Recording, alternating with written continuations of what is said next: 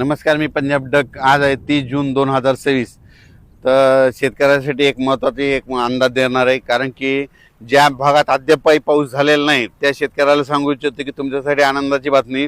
आज 30 जूनपासून ते 8 जुलैपर्यंत तुमच्यामध्ये राज्यात सर्वत्र सगळीकडे जोराचा पाऊस पडणार आहे, म्हणून हा अंदाज लक्षात घ्यायचा। म्हणजे आज बऱ्याच भागामध्ये सांगायचं झालं तर विदर्भामध्ये 11 जिल्हे, वर्धा, नागपूर, भंडारा, गोंदिया, चंद्रपूर, यवतमाळ, अकोला, वाशिम, हिंगोली, अमरावती, बुलढाणा या आज मात्र बऱ्याच भागामध्ये जिथं पाऊस पडला नाही ते भागात देखील पडणार।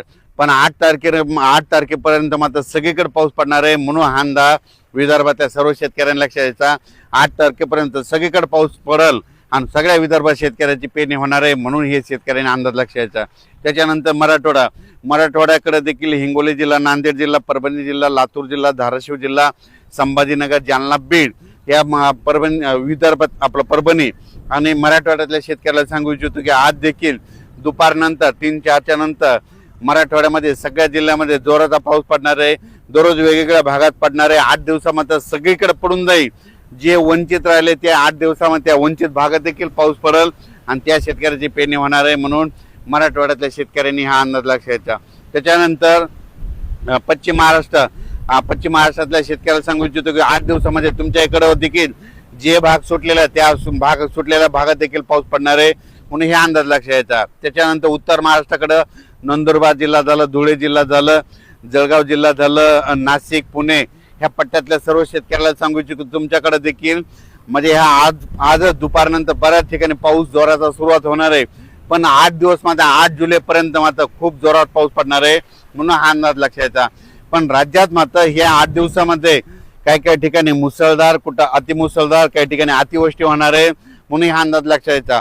मग अतिवृष्टी कुठं होणार, अतिमुसळधार कुठं होणार आहे म्हणून हे तुम्हाला सांगू इच्छितो। सर्वप्रथम मुंबईकरांनी हा अंदाज लक्षात घ्यायचा आणि सतर्क करायचं। मुंबईकडं म्हणजे 8 जुलैपर्यंत जोराचा पाऊस पडणार आहे, म्हणून मुंबईच्या जनतेने सतर्क राहावे। पुण्याकडे देखील खूप पाऊस पडणार आहे। अहिल्यानगर जिल्ह्यात देखील ह्या म्हणजे 8 दिवसामध्ये अतिवृष्टी होईल, काही ठिकाणी मुसळधार पाऊस पडणार आहे। उत्तर महाराष्ट्राकडे नंदुरबार जिल्हा, नाशिक जिल्हा, जळगाव जिल्हा, धुळे जिल्हा, संभाजीनगर, त्याच्यानंतर बुलढाणा जिल्हा, अकोला जिल्हा, अमरावती ह्या पट्ट्यात मात्र अतिमुसळधार पाऊस पडणार आहे, म्हणून हा अंदाज लक्षात घ्यायचा। आणि तुम्हाला सांगू इच्छितो शेतकऱ्यासाठी एक आनंदाची बातमी म्हणजे हे जे जिल्हे आहेत जवळपास 14 जिल्हे, नाशिक जिल्हा, मुंबई, त्याच्यानंतर मुंबईचे सगळे जिल्हे, त्याच्यानंतर अहिल्यानगर, नंदुरबार, धुळे, जळगाव, संभाजीनगर, बुलढाणा, अकोला, अमरावती ह्या पट्ट्यात मात्र अतिमुसळधार पाऊस पडणार आहे। त्या भागामध्ये जे छोटे छोटे तळे आहेत त्या छोट्या छोट्या तळ्यामध्ये पाणी येणार आहे, म्हणून त्यांच्यासाठी ही सर्वप्रथम आनंदाची बातमी। त्याच्यानंतर राज्यातल्या हे जे पाऊस आहे तिकडे जर मुसळधार पाऊस पडत असला तर उर्वरित राज्यात मात्र रिमझिम कुठं जोरात कुठं पेंडोल तासा पाऊस पडणार आहे ना 8 दिवसात मात्र संपूर्ण महाराष्ट्र आपण टाकणार आहे, म्हणून हे अंदाज लक्षात घ्यायचा। ज्या शेतकऱ्याच्या शेतामध्ये जर वापसा असेल, ईदभर ओल असेल तर तुम्ही तुमच्या पेरणीचा निर्णय घ्या, कारण की 8 दिवस राज्यात चांगला जोराचा पाऊस पडणार आहे, म्हणून हे शेतकऱ्यांना लक्षात घ्यायचं। या पावसाचा विशेष आहे की कमी वेळात जास्त पाऊस पडणार आहे, म्हणून हा सर्व शेतकऱ्यांना अंदाज लक्षात घ्यायचा। पश्चिम महाराष्ट्राला शेतकऱ्याला सांगू इच्छितो बारामती झालं, सातारा जिल्हा, सोलापूर जिल्हा, सांगली जिल्हा त्या भागात देखील म्हणजे आजपासून बऱ्याच भागामध्ये पाऊस सुरू होणार आहे, म्हणून अंदाज लक्षात घ्यायचा।